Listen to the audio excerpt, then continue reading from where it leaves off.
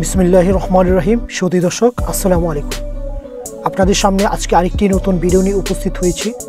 আজকের ভিডিওতে দেখাবো কিভাবে আমরা নির্বাচনী প্রতীক অনলাইনে দেখতে পারি, সেই বিষয়টি স্পষ্ট করব। তাহলে সঙ্গে থাকুন।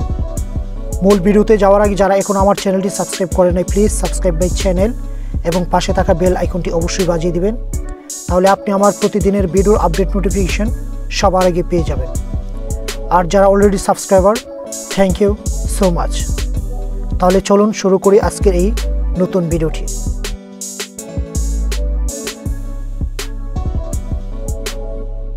শুরুতেই দেখতে পাচ্ছেন যে আমি আমার কম্পিউটার স্ক্রিনে আছি। এখানে একটি ব্রাউজার ওপেন করে রেখেছি।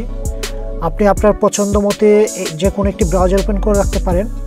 এই কাজটি আপনি অ্যান্ড্রয়েড মোবাইল ফোনেও করতে পারেন। তো প্রথমে আমরা অ্যাড্রেস বারে একটি অ্যাড্রেস লিখব, ecs.gov.bd।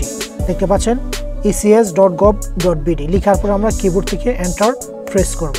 এন্টার প্রেস করার পর এখানে দেখতে পাচ্ছেন পেজটি লোড হচ্ছে বাংলাদেশ ইলেকশন কমিশনের। এটা হলো বাংলাদেশ নির্বাচন কমিশনের হোম পেজ, অর্থাৎ মূল পেজ। এখানে প্রধান নির্বাচন কমিশনার ছবি আছে, প্লাস আরও কিছু কর্মকর্তা প্লাস রাষ্ট্রপতির ছবি আছে। তো আমরা যদি একটু স্লাইড করে পেজটি দেখি, নিচের দিকে যাই, ঠিক দেখতে পাচ্ছেন নোটিশ বোর্ড বা পাশে নোটিশ বোর্ডের নিচে কিছু মেনু আছে। এখান থেকে আমরা প্রত্যেকটি মেনু যদি দেখি, এখান হতে একটি মেনু আছে যেটা হলো নির্বাচনী প্রতীক। দেখতে পাচ্ছেন আমি মাউজের কার্সরটি রেখেছি। তো নির্বাচনী প্রতীকের উপর যদি আমি ক্লিক করি, ক্লিক করার পর কিন্তু প্রতীকের যে পেজটি সেটি লোড হচ্ছে। এখানে দেখতে পাচ্ছেন আমাদের বাংলাদেশের প্রেক্ষাপট অনুযায়ী কয়টি নির্বাচন আছে।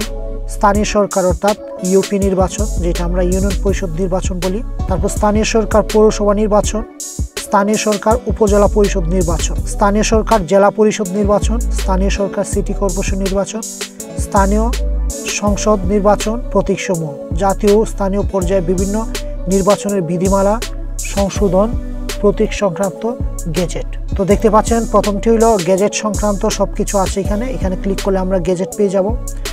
আর বাকি 6টি হলো সংসদ নির্বাচন থেকে শুরু করে, অর্থাৎ এমপি নির্বাচন থেকে শুরু করে ইউনিয়ন পরিষদ নির্বাচনের প্রত্যেকটি প্রতীক কিন্তু এখানে নিহিত আছে, অর্থাৎ পাওয়া যাবে। তো আমি যদি ইউনিয়ন পরিষদ নির্বাচনের প্রতীক সমূহতে যদি আমি ক্লিক করি, ক্লিক করার পর কিন্তু আমার একটি ফাইল এখানে ডাউনলোড হয়েছে, দেখতে পাচ্ছেন ডাউনলোডের এখানে। তো আমি ডাউনলোডের এখানে যদি আমি ট্যাপ করি, ট্যাপ করার পর দেখতে পাচ্ছেন ইউনিয়ন নামে একটি পিডিএফ ফাইল ক্রিয়েট হয়েছে। তো এটা আমি ক্লিক করে ওপেন করে নিব। দেখতে পাচ্ছেন ইউনিয়ন ফাইলটি আমি ডাবল ক্লিক করে ওপেন করে নিব যে এটাতে কি কি আছে। দেখতে পাচ্ছেন পিডিএফ ফাইলটি কিন্তু ওপেন হয়েছে, অর্থাৎ বাংলাদেশ গেজেট এখানে সকল কিছু আছে। দেখতে পাচ্ছেন নির্বাচনী গেজেট এখানে সবই আছে। তো এখানে আমার কথা ছিল চেয়ারম্যান পদে রাজনৈতিক দলের মনোনীত প্রার্থীদের জন্য সংগঠিত প্রতীক সমূহের তালিকা। এখানে টোটাল 40টি প্রতীক আছে, তো 27টা প্রতীক। এখানে যে রাজনৈতিক দলের যে প্রতীকগুলা সেটা হলো নৌকা, তানিশেষ আর লাঙ্গল। এই তিনটা হলো প্রধান রাজনৈতিক দলের প্রতীক। তাছাড়া আরো ছোট ছোট রাজনৈতিক দল আছে, তাদেরও কিছু নির্ধারিত প্রতীক আছে। তাহলে টোটাল ইউনিয়ন পরিষদ নির্বাচনের চেয়ারম্যানদের জন্য 40টি প্রতীক বরাদ্দ আছে। তারপর আমরা ঠিক চেয়ারম্যানের স্বতন্ত্রতে যারা সংরক্ষিত প্রতীকসমূহ তালিকায় যারা নির্বাচন করবে, এখানে আছে 10টা প্রতীক, অটোরিকশা থেকে শুরু করে রজনীগন্ধা পর্যন্ত। তারপর যদি আমরা আরেকটু নিচে যাই, এখানে আছে সংরক্ষিত আসনের সদস্য পদের প্রার্থীদের জন্য সংরক্ষিত প্রতীক সমূহের তালিকা, এখানেও আছে। তারপর এখানেও কিছু প্রতীক আছে।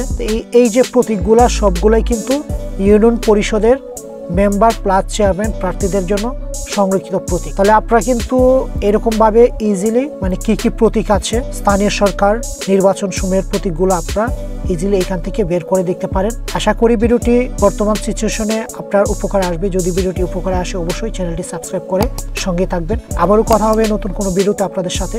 ততক্ষণ ভালো থাকবেন। আজকে এখানে শেষ করছি। আল্লাহ হাফেজ।